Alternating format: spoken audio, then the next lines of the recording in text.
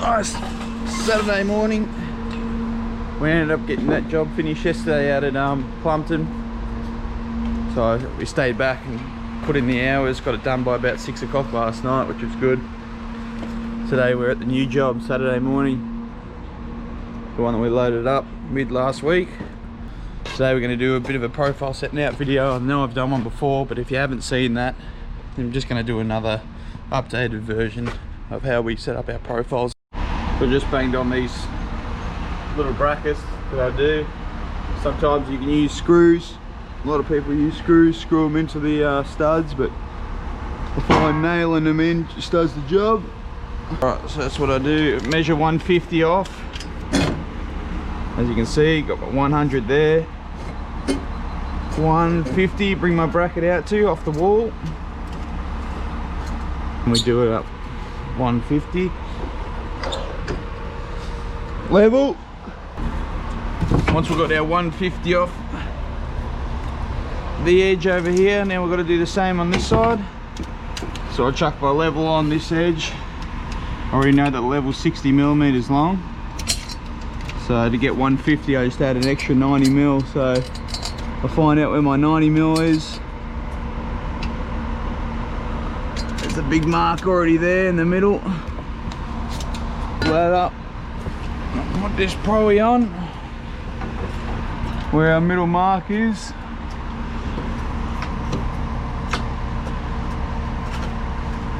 Clamp that up. Now we're 150 off that edge, both edges there. Same thing at the bottom.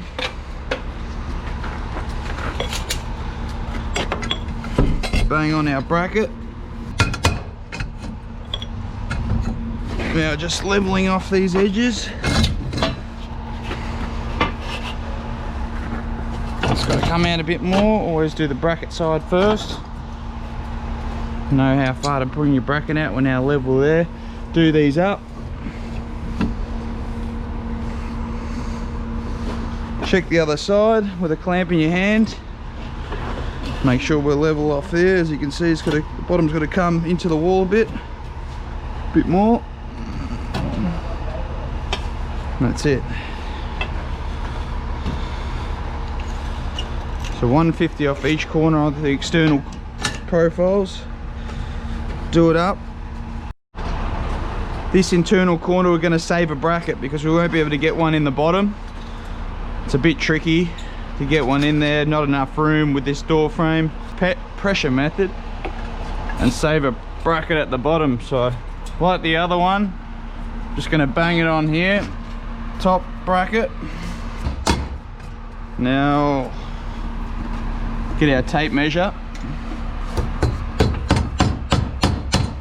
Now we're not going to come 150 off this wall because our bricks have got to be 150 the inside edge. And allowing for 50 mil of profile to sit on the inside of this, we've got to come 200 millimeters from the wall. So Saucy's got the tape ready. Alright.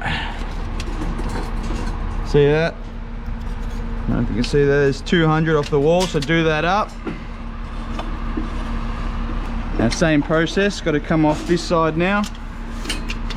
Get a little pencil. And we'll mark 150 off this edge. Sort of a crappy tape measure, but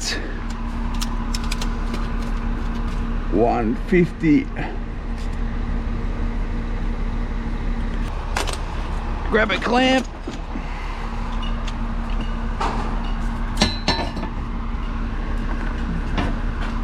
Now I'm holding this into place 150. Sauce is just going to get the profile level both edges. Yeah, check both edges. I'm holding this right in place at the 150 at the top, where I've got to be. You just adjust the bottom.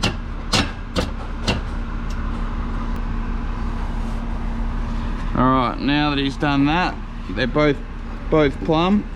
I'm going to set my clamp just in place. I'm not going to do it up.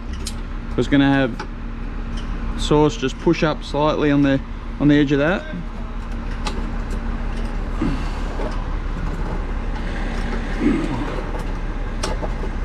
like this, and this should do up if it wasn't for these bad clamps I got. By doing this up,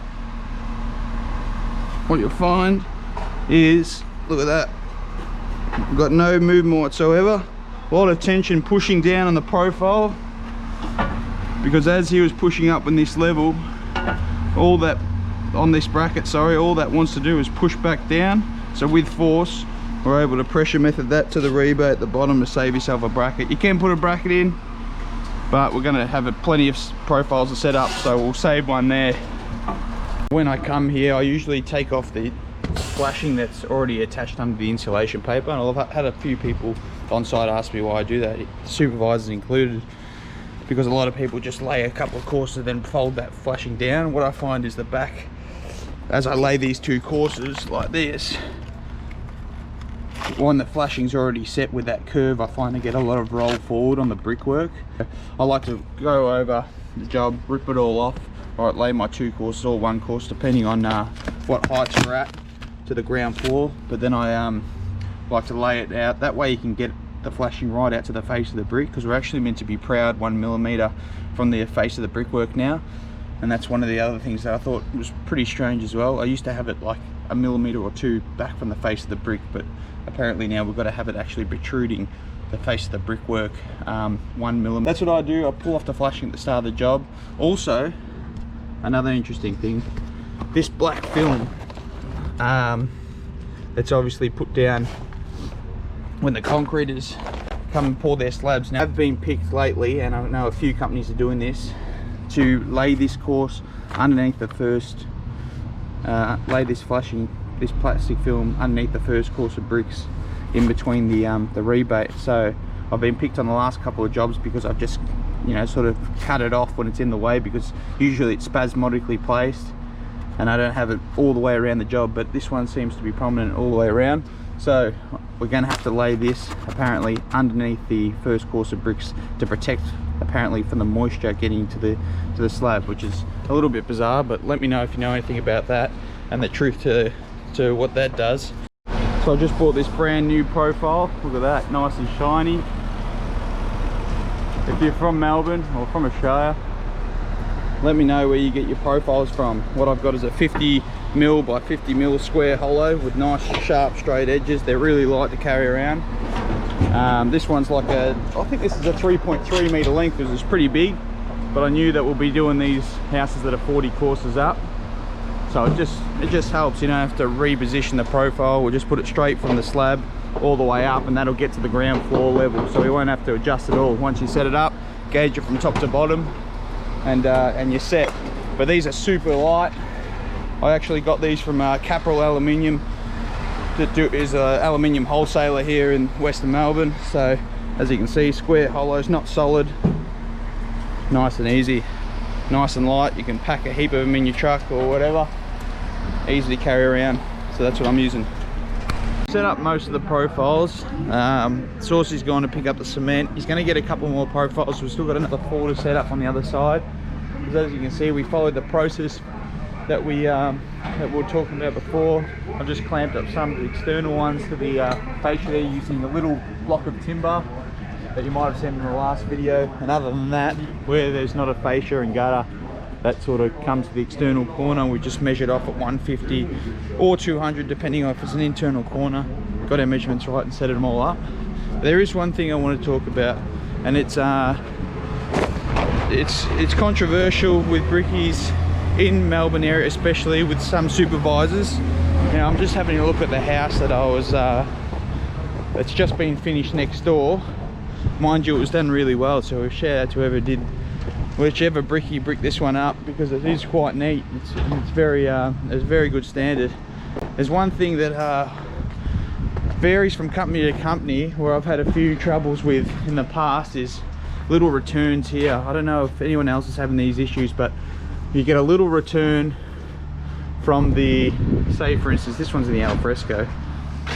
You have a 2 brick return, and obviously this brickie's just left like 25mm to 30mm gap here for an infill, just to make sure that these work nice measurements and you have full bricks rather than little crappy looking cuts. in my opinion. So he's done that in a couple of jobs, a couple of spots here on the job. These ones are obviously hard up.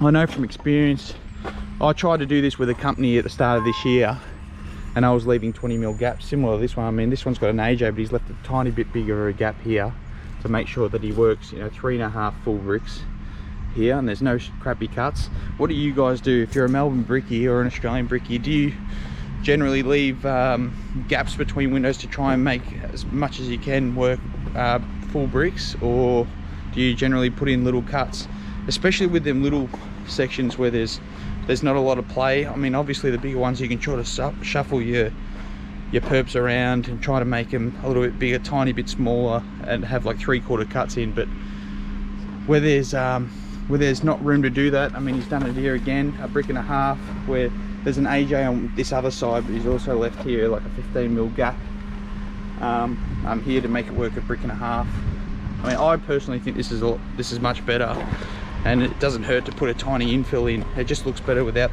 the little crappy cuts on the little bad returns. I mean, it's happening more and more. I don't know whether they're struggling to get good architects in. I'm not sure, I don't want to speak on their behalf, but we're having a lot of trouble with brick measurements at the moment with the return. So let me know what you used to do when you come up a situation like this. I personally think this is the way to go. You put an infill in, you paint it over the same colors you'd paint your frames or your overhead infills. Obviously there's going to be an infill here anyway, so you just put a bit of quad in the side and paint it up. Let me know what you guys reckon down below.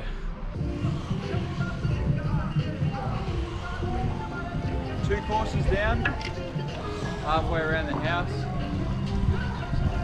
A few hiccups here and there. Trying to get the bond out, a lot of cuts in the panels between windows. Tried to best to avoid it, but that's life. Come have a look.